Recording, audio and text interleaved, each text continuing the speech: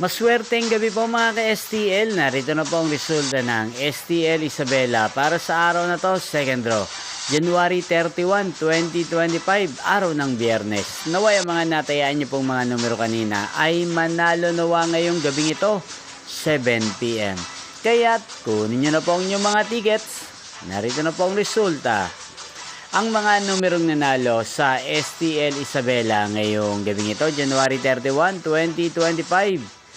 7 PM. Second draw result, 21 at 13 in exact order.